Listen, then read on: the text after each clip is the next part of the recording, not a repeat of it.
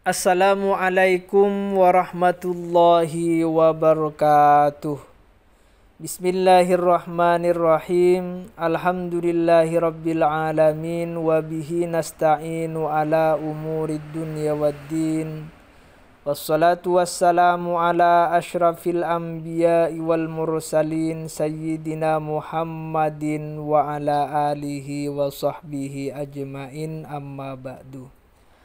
Anak-anakku semuanya, hari ini kita kembali akan belajar aswaja tentang pokok-pokok ajaran Ahlus Sunnah wal Jamaah bidang akidah. Sebelum pembelajaran hari ini kita mulai, mari kita awali dengan membaca suratul Fatihah dengan harapan mudah-mudahan apa yang akan kita pelajari nanti menjadi ilmu yang barokah dan bermanfaat untuk kita semua. Dan mudah-mudahan Allah senantiasa melindungi, menjaga kita semua, kedua orang tua kita dan semua keluarga-keluarga kita dari pandemi COVID-19. Dan mudah-mudahan COVID-19 yang telah memisahkan kita cukup lama sehingga pembelajaran tidak bisa dilangsungkan secara tatap muka, mudah-mudahan segera diangkat dan dimusnahkan oleh Allah Subhanahu wa ta'ala. Ala hadhihi niyyah bi barakatil Fatihah. A'udzu billahi minasyaitonir rajim. Bismillahirrahmanirrahim. Alhamdulillahi rabbil alamin, arrahmanir rahim, maliki yaumiddin. Iyyaka na'budu wa iyyaka nasta'in. Ihdinas siratal mustaqim, siratal ladzina an'amta 'alaihim ghairil maghdubi 'alaihim waladdallin. Amin.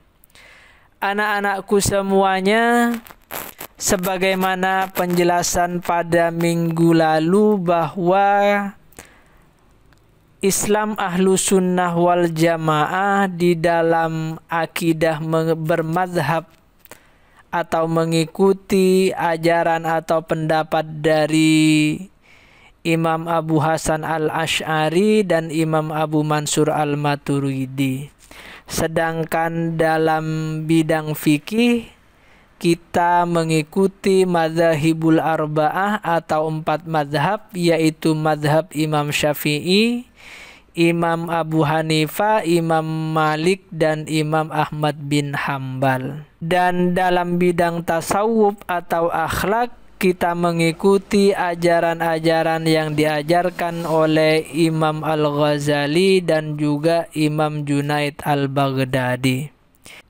Orang yang belum mencapai tingkatan mujtahid, orang yang belum bisa berijtihad, maka menurut kalangan ulama Ahlus Sunnah wal Jamaah wajib untuk bermadhab.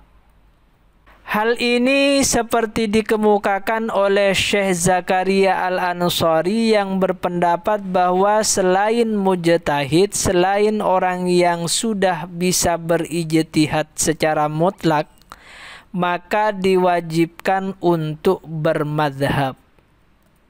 Dalam bidang akidah, pokok-pokok ajaran Ahlus Sunnah wal Jamaah, yang pertama adalah setiap orang mukallaf wajib meyakini aqaid yang 50.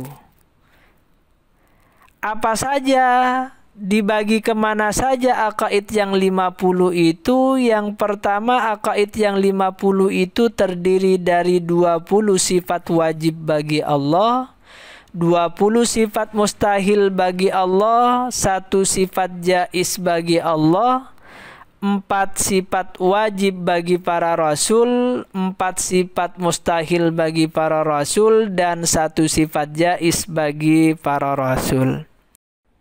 20 sifat wajib bagi Allah ini tidak kemudian membatasi sifat-sifat Allah sebagaimana banyak disalahpahami oleh sebagian orang-orang di luar paham Ahlus Sunnah wal Jamaah.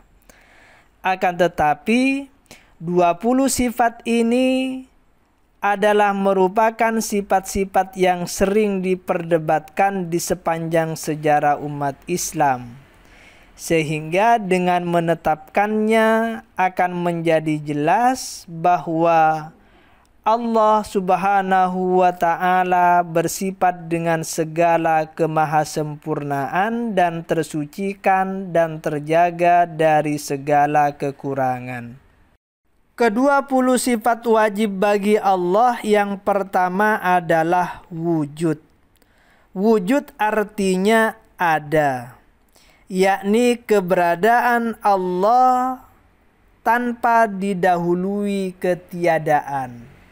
Berbeda dengan makhluk, adanya makhluk didahului dengan ketiadaan. Sebelum kita ada, maka kita tidak ada. Dan perlu diketahui bahwa selain Allah disebut dengan makhluk, artinya yang diciptakan. Sedangkan Allah disebut dengan Khalik, zat yang menciptakan.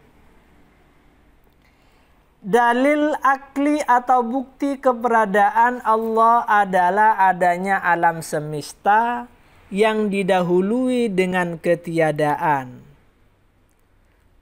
Jadi alam semesta ini ada dari sebelumnya yang tidak ada.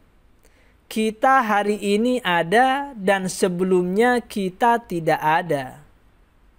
Berbeda dengan Allah yang tanpa ketiadaan. Keberadaan Allah, adanya Allah tanpa dilalui, tanpa dimulai dengan ketiadaan. Sedangkan dalil nakli yang menjelaskan keberadaan Allah Subhanahu wa Ta'ala adalah Al-Quran surat Al-An'am ayat 102. Bismillahirrahmanirrahim. Dzalikumullahu rabbukum la ilaha illahu khaliqu kulli syai'in fa'buduhu wa huwa ala kulli syai'in wakil. Dzalikum yang memiliki sifat-sifat yang demikian, Allahu ialah Allah, Rabbukum Tuhan kalian. La ilaha tidak ada Tuhan illa huwa kecuali Dia Allah. Khaliqu kulli syai'in yang menciptakan semua sesuatu. Fa'buduhu maka menyembahlah kalian kepada Allah. Wa huwa adapun Allah ala kulli syai'in atas semua sesuatu, wakilun adalah memelihara. Ayat ini menjelaskan bahwa tidak ada Tuhan selain Allah yang menciptakan semua sesuatu, segala makhluk, segala benda yang ada di dunia ini. Karena tidak ada Tuhan selain Allah, maka kita harus menyembahnya.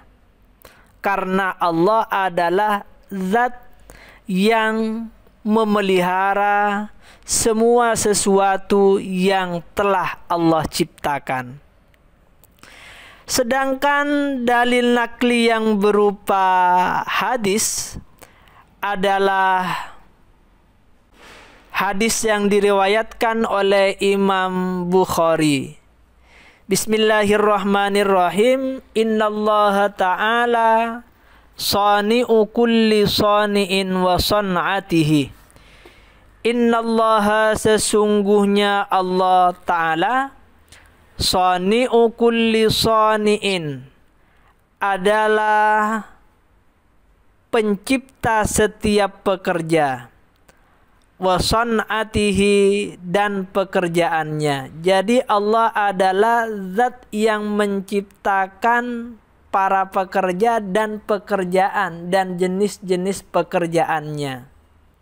Hadis ini diriwayatkan oleh Imam Bukhari. Sedangkan dalil nakli yang berupa ijma atau kesepakatan ulama adalah al-ijma'u ajma'atil ummatu annallaha ta'ala mawjudun. Wal ijma'u adapun ijma, adapun kesepakatan ulama, ajma'at bersepakat al-ummatu siapa para ulama annallaha ta'ala sesungguhnya Allah ta'ala mawjudun adalah ada. Begitu juga dengan kesepakatan-kesepakatan ahli-ahli agama. Sebagaimana perkataan Syekh Ibrahim Al-Laqani, ittafaqa ahlu jami'il milali an ala wujubis sani'i fil jumlati khala syirzimatin qalilatin min juhalatil falasifati za'amat anna hudutsal alami amrun ittifaqiyun bi ghairi fa'ilin wa huwa badihiyul butlan. Ittafaqa bermufakat ahlu jami'il milali siapa seluruh pemeluk-pemeluk agama ala wujubis sani'i atas adanya pencipta fil jumlati secara umum khala syirzimatin qalilatin kecuali segelintir kecil min juhalatil falasifati dari kalangan atau dari kaum filosof za'amat yang beranggapan anna hudutsal alami sesungguhnya proses penciptaan alam amrun ittifaqiyun adalah perkara yang kebetulan bi ghairi fa'ilin tanpa ada yang menciptakannya. Wa huwa adapun itu pendapat para filosof itu badihiyul butlani adalah anggapan yang sangat jelas batalnya. Jadi semua penganut-penganut agama mengatakan tentang adanya zat, adanya Tuhan, adanya Allah sebagai pencipta alam semesta. Yang tidak bersepakat dengan pendapat ini hanya segelintir orang saja, dan itu terdiri dari kaum filosof yang mengatakan bahwa adanya alam semesta ini adalah merupakan sebuah kebetulan dan alam semesta ini ada tanpa ada yang menciptakan. Dan pendapat filosof ini adalah merupakan anggapan yang sangat fatal, sangat jelas kebatalannya. Lawan atau kebalikan dari sifat wujud, dari sifat wujud yang memiliki arti ada adalah Adam. Adam artinya tidak ada, yang sangat jelas mustahil menjadi sifat Allah. Sifat wajib bagi Allah yang kedua adalah qidam. Qidam artinya tidak berpermulaan atau tidak didahului oleh ketiadaan. Sebagaimana firman Allah dalam Al-Quran surat Al-Hadid ayat 3, Bismillahirrahmanirrahim. Huwal awwal wal akhir wal zahir wal batinu wa huwa bikulli syai'in alim.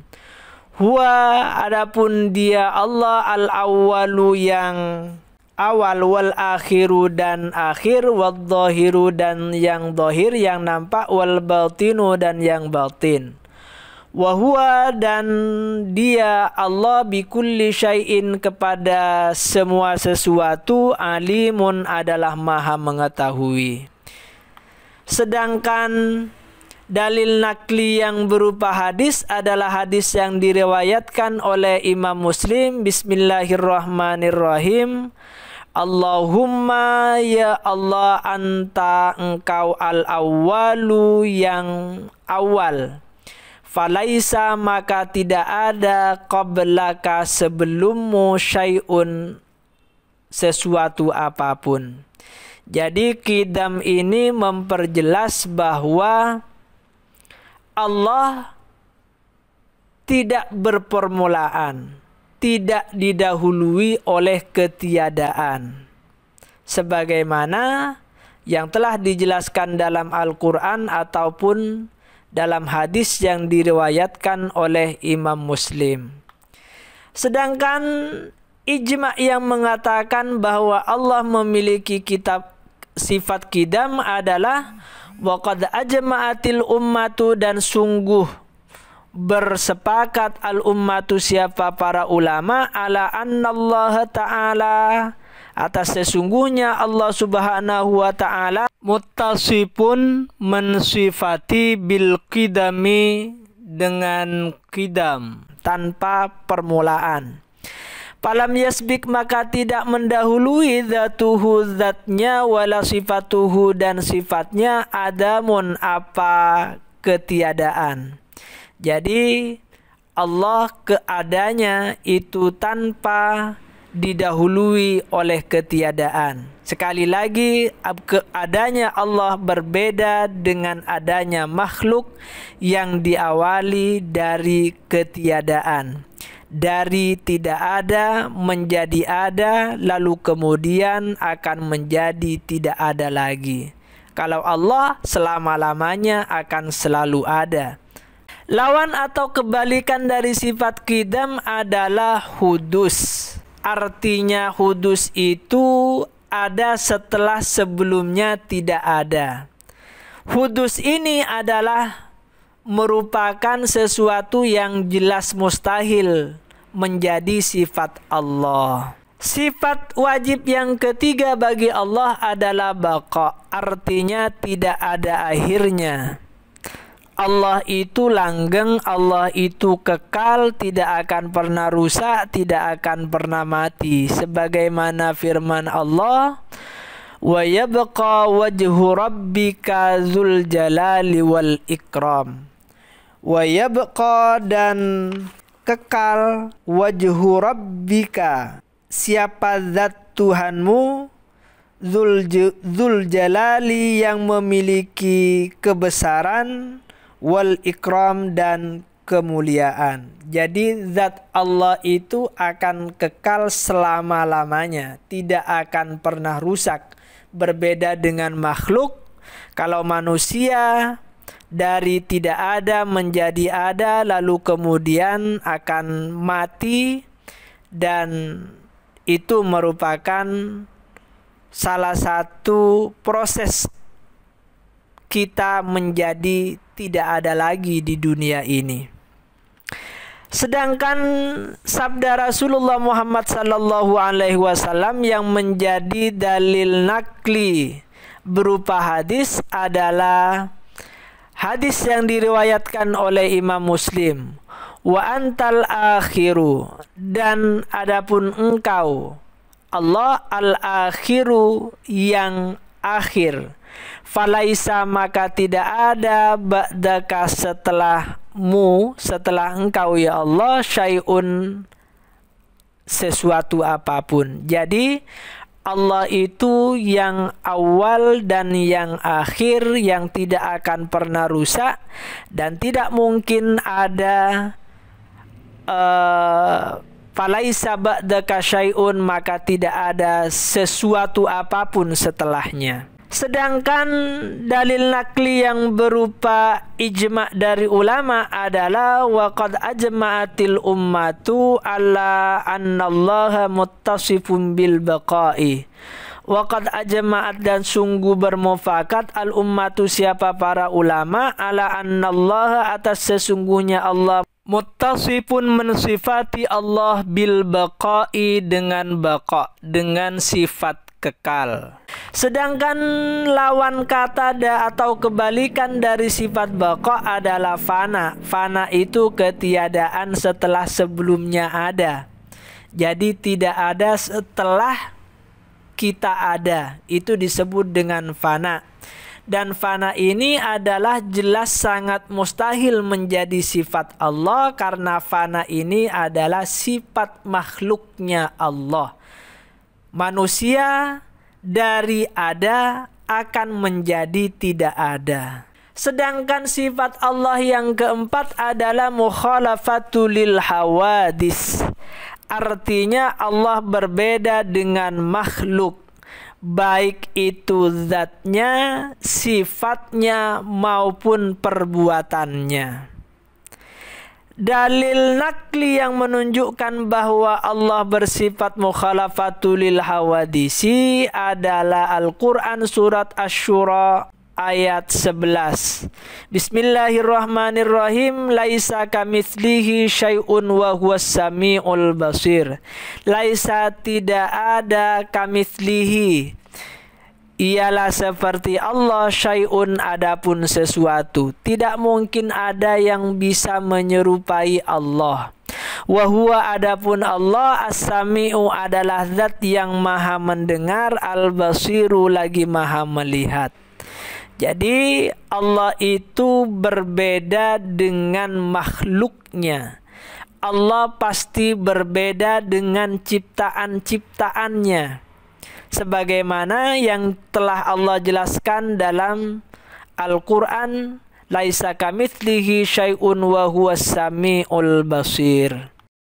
Sedangkan dalil nakli tentang mukhalafatul lil hawadis yang berasal dari hadis adalah hadis yang diriwayatkan oleh Ubay bin Ka'ab.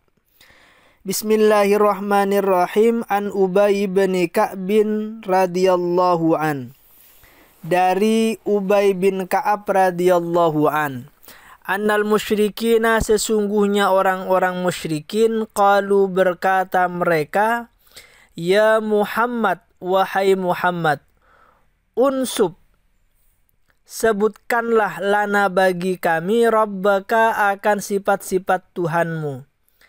Fa'anzalallahu, maka menurunkan Allahu, siapa Allah azza wa jalla, qul huwallahu ahad, qul, katakanlah, huwa, dia, Allahu, Allah, ahadun, adalah yang maha esa, Allahus samad. Qala, berkata Nabi Muhammad, as-samadu, adapun as-samad, alladzi, adalah zat, lam yalid, yang tidak beranak, walam yulad, dan tidak diperanakkan, walam yakun lahu, walam yakun, dan tidak ada, lahu, bagi Allah, kufuwan, yang setara, ahadun, sesuatu apapun. Li'annahu, karena sesungguhnya, laisa, tidak ada, syai'un, adapun sesuatu, yuladu, yang dilahirkan, illa sayamutu, kecuali akan mati. Walaisa, dan tidak ada, syai'un, sesuatu apapun, yamutu, yang mati, illa sayurasu, kecuali akan mewariskan. Wa annallaha, dan sesungguhnya Allah, la yamutu, tidak akan mati, wala yurasu, dan tidak diwariskan. Walam yakun, dan tidak ada, lahu, bagi Allah, kufuwan, yang setara, ahadun, sesuatu apapun. Qala, berkata Muhammad, qala, berkata Rasulullah Muhammad sallallahu alaihi wasallam, lam yakun, tidak ada, lahu, bagi Allah, syabihun, yang menyerupai, wala adlun, dan tidak ada yang sebanding, walaisa, dan tidak ada, kamitslihi, yang menyerupai Allah, syai'un, sesuatu apapun. Jadi hadis ini menceritakan tentang orang-orang musyrikin yang bertanya tentang sifat-sifat Tuhannya Rasulullah Muhammad sallallahu alaihi wasallam.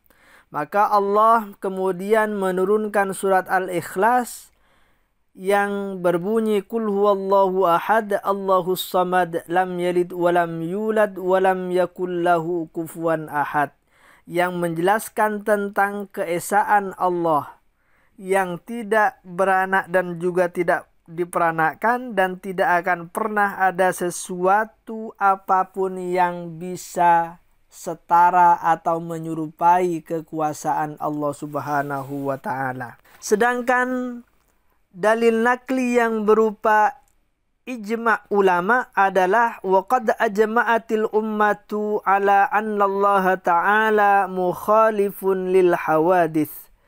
Waqad ajma'at, dan sungguh bermufakat al ummatu, siapa para ulama, ala anna Allah ta'ala, atas sesungguhnya Allah Subhanahu wa ta'ala, mukhalifun adalah berbeda, lil hawadisi, bagi yang hawadis, bagi makhluk-makhluknya. Jadi para ulama bersepakat bahwa Allah Subhanahu wa ta'ala itu berbeda dengan ciptaan-ciptaannya. Sedangkan kebalikan sifat dari mukhalafatul lil hawadisi adalah mumasalasatu lil hawadis. Artinya Allah sama dengan hawadis, ciptaan-ciptaannya. Yang sudah jelas bahwa mumasalasatu lil hawadisi ini, Allah sama dengan ciptaan-ciptaannya dengan hal-hal yang baru, itu adalah merupakan sebuah kemustahilan, hal yang tidak mungkin menjadi sifat bagi Allah Subhanahu wa ta'ala. Sedangkan sifat Allah yang kelima adalah qiyamuhu binafsihi.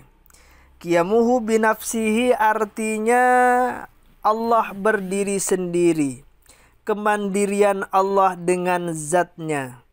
Yang menjadi dalil nakli dari qiyamuhu binafsihi adalah firman Allah Subhanahu wa ta'ala dalam surat Al-Fatir ayat 15. Bismillahirrahmanirrahim. Ya ayyuhan nas, wahai manusia, antum, kalian semua, al-fuqara'u, adalah orang-orang yang membutuhkan, ilallahi, kepada Allah. Wallahu, dan sedangkan Allah, huwa, adapun Allah, al-ghaniyu, adalah maha kaya, al-hamidu, lagi maha terpuji. Jadi semua makhluk-makhluk Allah itu pasti membutuhkan pertolongan Allah. Karena zat yang maha kaya itu hanyalah Allah semata. Sedangkan dalil nakli yang berupa hadis adalah hadis yang diriwayatkan oleh Imam Al-Hakim, Imam Abu Daud, dan Ibnu Hibban. Bismillahirrahmanirrahim. Allahumma ya Allah, anta, engkau ya Allah, la ilaha, tiada Tuhan, tidak ada Tuhan, illa anta, kecuali engkau, al-ghaniyu, yang maha kaya. Jadi hadis ini menjelaskan bahwa tidak ada Tuhan selain Allah yang maha kaya. Tidak ada Tuhan, tidak ada yang layak untuk dimintai. Karena semua makhluk pasti membutuhkan kepada pertolongan Allah. Sedangkan zat yang maha kaya itu hanyalah Allah Subhanahu wa ta'ala. Sedangkan dalil nakli yang berupa ijma' ulama adalah waqad ajma'atil ummatu ala anna Allah ta'ala qaimun binafsihi ay ghaniyun. Waqad ajma'at, dan sungguh bermufakat al ummatu, siapa para ulama, ala anna Allah ta'ala, atas sesungguhnya Allah Subhanahu wa ta'ala, qaimun, adalah mandiri, binafsihi, dengan zatnya sendiri, ay ghaniyun, artinya maha kaya. Sedangkan kebalikan dari sifat qiyamuhu binafsihi adalah ihtiyaju ila ghairihi, artinya bahwa kebalikan atau lawan kata, lawan dari sifat qiyamuhu binafsihi adalah ikhtiyaju ila ghairihi. Allah membutuhkan kepada selain Allah. Tentunya ikhtiyaju ila ghairihi ini adalah merupakan sifat yang sangat jelas mustahil, tidak mungkin menjadi sifat-sifat bagi Allah Subhanahu wa ta'ala. Demikian pembelajaran kita pada hari ini. Mari kita tutup dengan membaca suratul Fatihah. Mudah-mudahan Allah Subhanahu wa ta'ala selalu memberikan kemudahan kepada kita semua. Dan mudah-mudahan Allah Subhanahu wa ta'ala memberi kemudahan kepada kalian semua untuk bisa meraih cita-cita kalian. Ala hadhihi niyah bisirril Fatihah. A'udzu billahi minasyaitonir rajim. Bismillahirrahmanirrahim. Alhamdulillahi rabbil alamin arrahmanir rahim maliki yaumiddin. Iyyaka na'budu wa iyyaka nasta'in. Ihdinas siratal mustaqim, siratal ladzina an'amta 'alaihim ghairil maghdubi 'alaihim waladdallin. Amin. Sekian, kurang lebihnya mohon maaf. Wallahul muwafiq ila aqwamit thoriq. Wassalamualaikum warahmatullahi wabarakatuh.